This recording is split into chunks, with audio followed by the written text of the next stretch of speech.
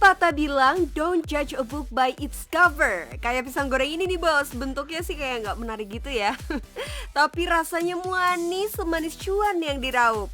Idenya simple, cuma jualan pisang goreng tapi nggak bakal cuan gede dong kalau pisang gorengnya sama kayak yang lain. Bentuknya beda dengan pisang goreng di abang-abang gorengan ya, warnanya hitam-hitam kayak gosong gitu. Untuk sebuah pisang goreng harganya lumayan loh, sekitar Rp6.000. Tapi lihat tuh bos yang ngantri. Kalau bahasanya anak sosmed, pisang goreng ini makanan khasnya Tanjung Duren, Jakarta Barat. Kenalin pemilik usaha pisang madu Bu Nani, umur boleh kepala 6, tapi bisnis yang dijalani sejak 2007 ini cuannya nggak main-main bos. Halo bosku, selamat datang di rumah produksi pisang goreng madu Bu Nani. Mau tahu bisnis saya seperti apa? Dan kemana-mana ya. Kalau soal bisnis, Bu Nani udah punya usaha sejak lama. Dulu Bu Nani fokus jadi pengusaha catering untuk beberapa restoran di Jakarta.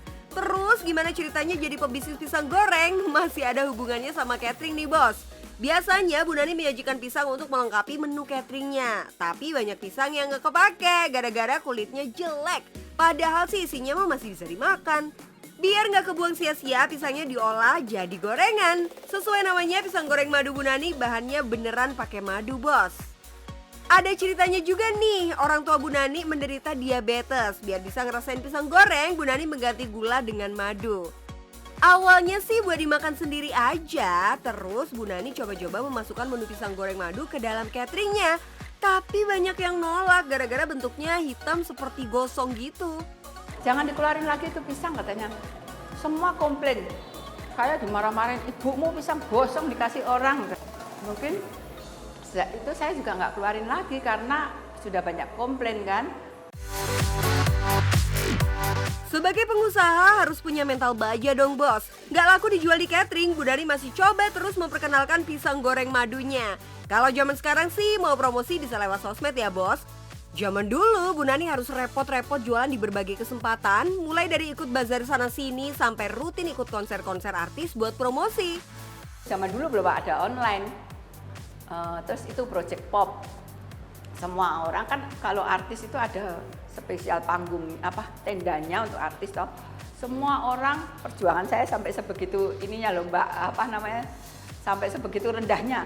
Anak-anak pemuda tuh bawanya kaos sama buku sama spidol. Saya bawanya pisang sama kartu nama. Mereka selesai acara keluar ke mobil pada teriak-teriak minta tanda tangan. Saya, Mbak, ini ada pisang goreng dibawa aja, dalamnya tak sudah kartu nama. Ya benar, itu tiga panggabean. Seminggu kemudian nyuruh asistennya beli telepon. Sama dulu masih adanya telepon beli itu sebagai iklan saya yang manjur itu. Usaha Bu Nani nggak sia-sia, konsumen yang nyobain pisang goreng madu mulai ketagihan nih. Sejak itu Bu Nani mulai kebanjiran orderan. Wah, mantap! Saking banyaknya pesanan, Bu Nani kini memisahkan rumah produksi dengan gerai penjualan.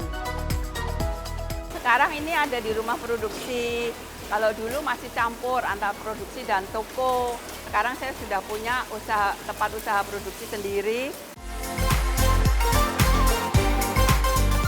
Bu Nani bisa menghabiskan sekitar 30-50 tandan pisang jenis Raja per hari.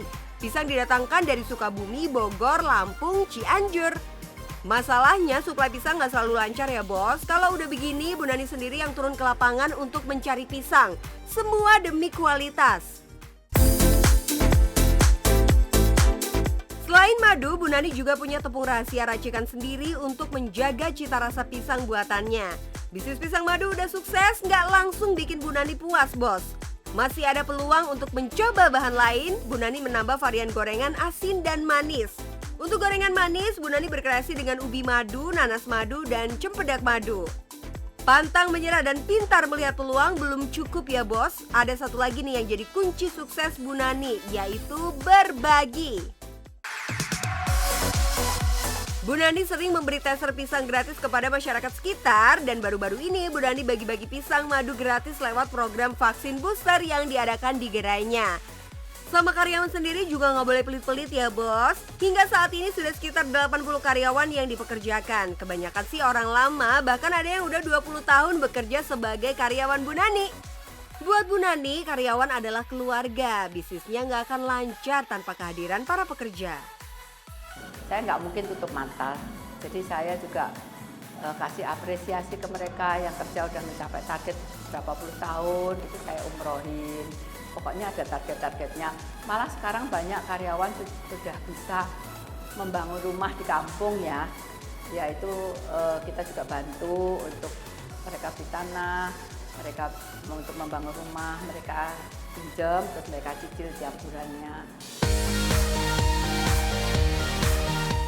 Duh, kalau begini kita udah bisa kira-kira dong ya, omset yang diterima Bu Nani pastinya puluhan juta. Wong sampai bisa memberangkatkan umroh segala.